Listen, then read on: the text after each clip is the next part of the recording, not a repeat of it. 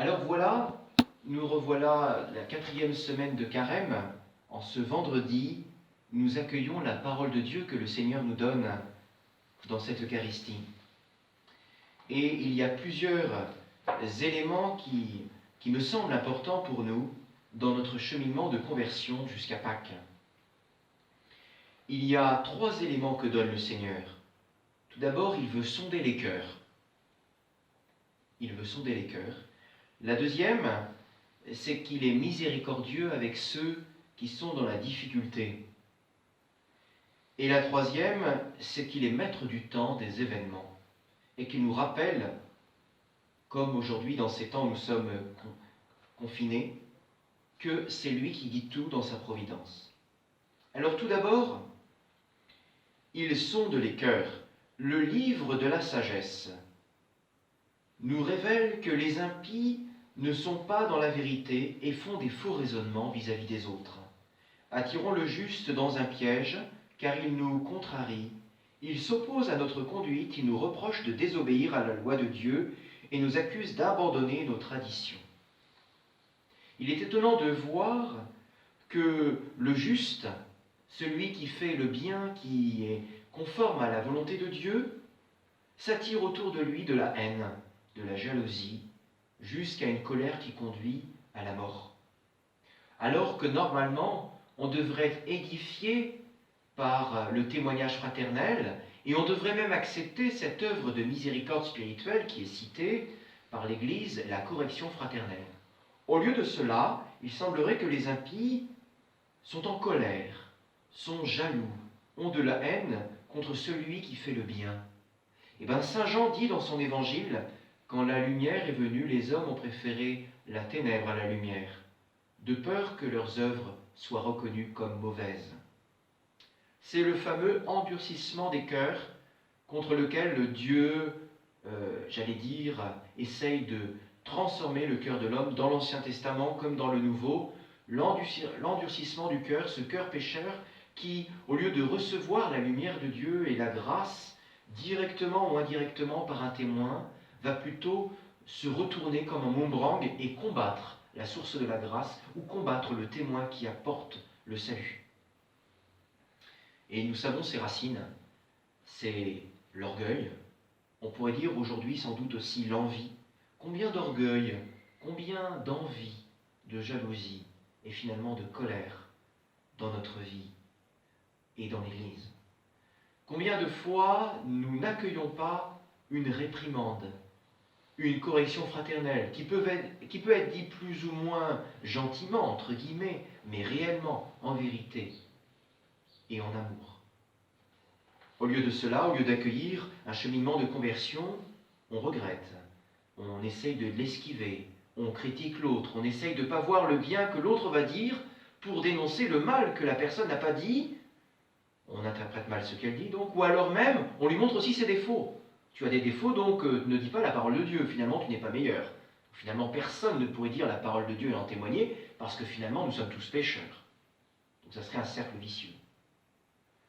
Or le vrai enjeu, c'est d'accueillir les lumières que Dieu nous donne, telles qu'il nous les donne, par les médiations que lui a choisies, aussi pauvres soient-elles.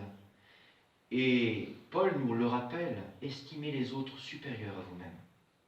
Ça nous évitera de tomber dans ce travers, moi le premier, chacun d'entre nous, que dénonce le livre de la sagesse, attirons le juste dans un piège, car il nous contrarie, il s'oppose à notre conduite.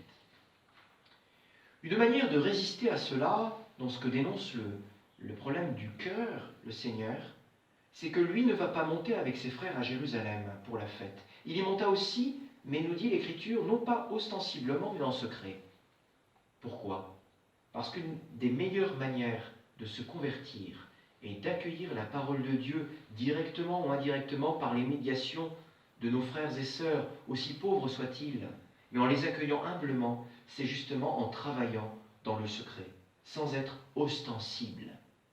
Et le Seigneur, quand c'est pas nécessaire qu'il s'affiche, ne s'affiche pas, pour nous enseigner l'humilité et la discrétion. Et l'humilité et la discrétion nous protégeront de beaucoup d'orgueil, de beaucoup de gloriole, de beaucoup d'envie, de jalousie et de colère, de médisance. Faire les choses dans le secret. Rappelons-nous, deuxième point, ce que nous dit le psaume. Dieu est proche du malheureux. Le Seigneur affronte les méchants, donc tous ceux qui ont le cœur orgueilleux, en colère ou envieux. Le Seigneur va leur faire un combat. Il affronte les méchants, de manière à les purifier. Il ne veut pas la mort du pécheur, nous dit l'Écriture, mais il combat le péché. Par contre, il est proche, nous dit le psaume, du cœur brisé. Il sauve l'esprit abattu. Et dans cette épreuve et dans ce carême, nous avons tous à nous reconnaître mendiants de Dieu, que nous soyons en bonne ou mauvaise santé. Nous prions particulièrement pour ceux qui sont malades, mais nous prions surtout pour chacun d'entre nous pécheurs qui ont besoin de conversion. Et Dieu n'est pas là pour nous accuser, mais quand il montre son cœur, il donne en même temps la lumière pour nous convertir et la miséricorde pour nous relever. Contemplons le cœur le Sacré-Cœur ou le Jésus miséricordieux, comme il s'est révélé à saint Faustine, le rayon blanc de lumière pour dénoncer les errements du cœur et les corriger. En même temps, le rayon rouge de miséricorde. Car comme le dit le psaume 84, amour et vérité se rencontrent. Dieu fait la lumière, mais par miséricorde, il nous relève. Et je terminerai par ce qui est dit dans l'Évangile qui me semble très important. Quand le Seigneur monte à Jérusalem, quand il enseigne, on est étonné de son enseignement, on dit « mais qui est-il? Vous le connaissez ?» Et que finalement, on cherche à le tuer. Il est dit dans le dernier verset de cet évangile d'aujourd'hui, « On cherchait à l'arrêter, mais personne ne mit la main sur lui parce que son heure n'était pas encore venue. » Alors nous savons que dans Saint Jean, l'heure pour le Christ est le moment de sa révélation plénière. Elle se réalise à la croix. Son heure est venue. C'est le moment où le Fils glorifie le Père dans l'Esprit, que la manifestation de la Trinité se fait dans le Christ en croix. Et le Christ dira plusieurs fois « Mon heure n'est pas encore venue ». Ou alors il le dira même à Marie, à Cana. « Femme, mon heure n'est pas encore venue ». Mais le Seigneur est le maître de l'heure. Il est le maître de la révélation. Dans la grande tradition de l'Église, nous distinguons ce qu'est le temps chronologique du temps de l'événement. Le temps chronologique étant le chronos et le temps de l'événement étant le kairos. C'est-à-dire, il y a un événement qui surgit quand Dieu le veut. Et Dieu est maître du temps, du chronos aussi. Et peut-être que son heure n'est pas encore venue. Et peut-être ce que nous vivons dans le désert, Dieu, en son temps, va faire un surgissement. Son heure sera venue. Nous nous préparons à Pâques, l'heure de Jésus. Mais dans notre vie, Dieu est maître du temps. Sache, mon frère, ma sœur, que ce que tu vis dans le temps de désert, caché dans le secret, à apprendre humblement à mendier Dieu, à mendier à Dieu sa miséricorde et à accepter d'être corrigé par les frères et sœurs, par les événements, Dieu te travaille dans le chronos, dans le temps. Et en son temps, il y aura surgissement. Finissons par quelques éléments de la tradition carmélitaine et aussi de la tradition ignatienne aujourd'hui. Je reciterai volontiers Wilfrid Stinissen, un grand carme d'Échaud, connu, qui est mort récemment, qui disait « Dieu ne donne jamais une mission sans donner du même coup le temps nécessaire pour l'accomplir. Si le temps te manque, c'est que la mission ne vient pas de lui, mais de toi, de ton ego superficiel, agité et ambitieux. » Voilà, l'heure de Dieu, c'est accepter le temps tel qu'il le donne, et en son temps il surgira. Et je voudrais nous rappeler cet enjeu de faire ce que Dieu nous demande à l'instant présent. Et je citerai volontiers, et je vous encourage à le lire, le père Jean-Pierre de Caussade, jésuite. Au XVIIe siècle, il écrivait « L'abandon à la divine providence », cette action de Dieu dans le temps et le surgissement, son heure, quand lui il le veut. Et il disait la nature excellente de la vertu d'abandon. Il disait la fidélité à l'ordre de Dieu a fait toute la sainteté des justes de l'ancienne loi, ces fameux justes qui sont cités par le livre de la sagesse aujourd'hui, et de Marie elle-même. Voilà ce qu'il écrit. Dieu parle encore aujourd'hui comme il parlait à nos pères, lorsqu'il n'y avait ni directeur ni méthode. La fidélité à l'ordre de Dieu faisait toute la spiritualité, mais elle n'était pas réduite en art qui renferma tant de préceptes, d'instructions et de maximes.